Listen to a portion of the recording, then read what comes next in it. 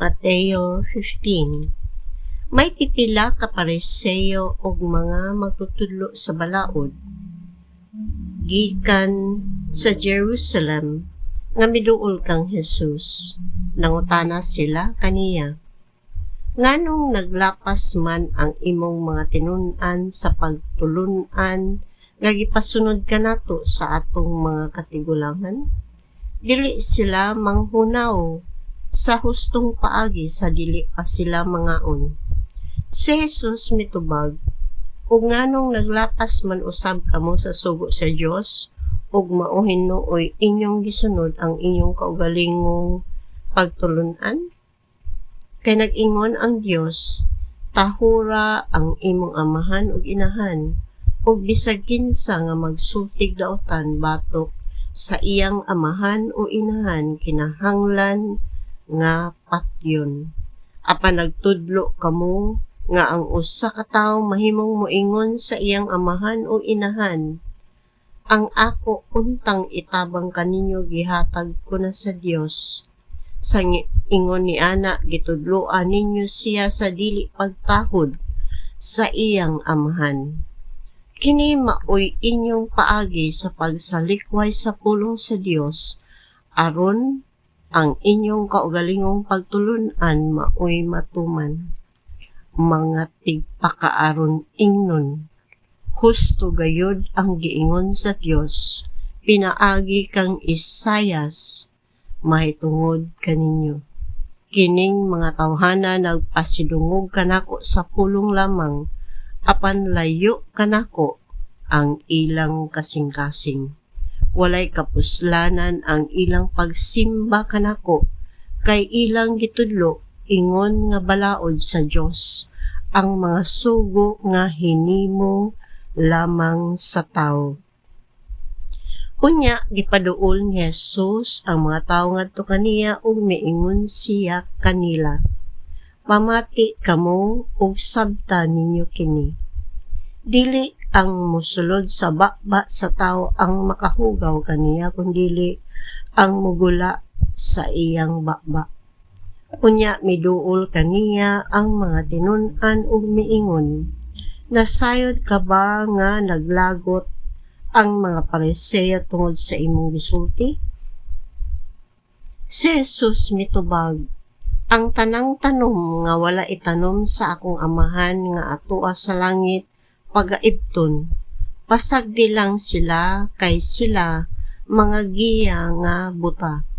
Ug kun ang usa ka buta mooy mag-agak sa laing buta, silang duha mga hulog sa kanan.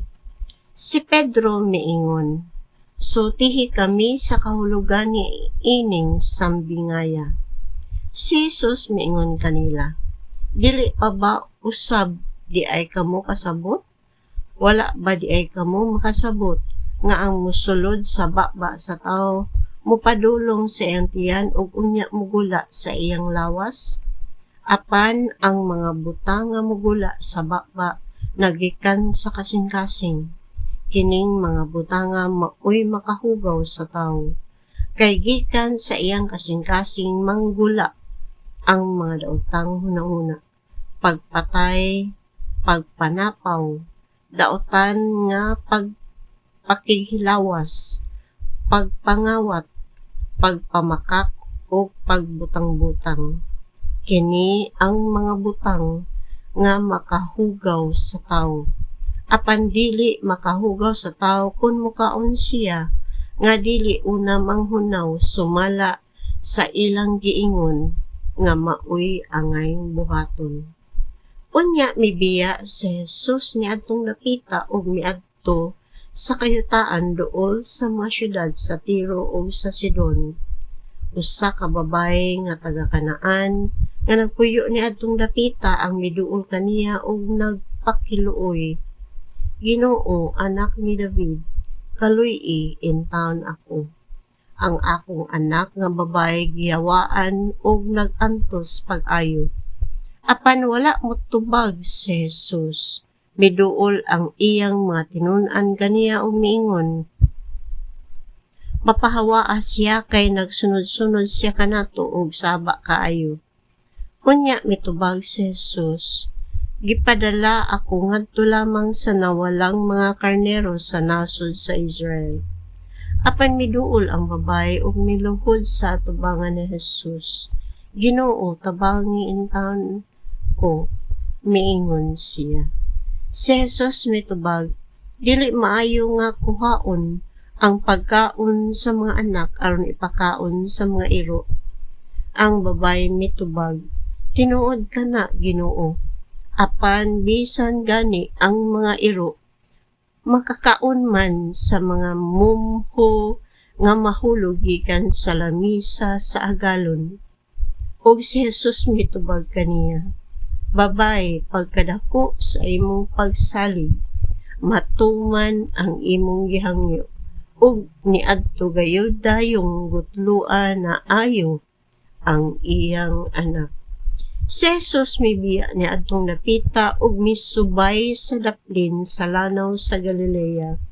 Mitunga siya sa bungtod ug milingkod didto. Ug may dakong panon sa mga tawo nga miduol kaniya nga nagdalag mga bakol, pilay, buta, amang ug uban pang mga masakiton. Gipahimutang nila ang mga masakiton sa tiilan ni Jesus o giayon niya sila.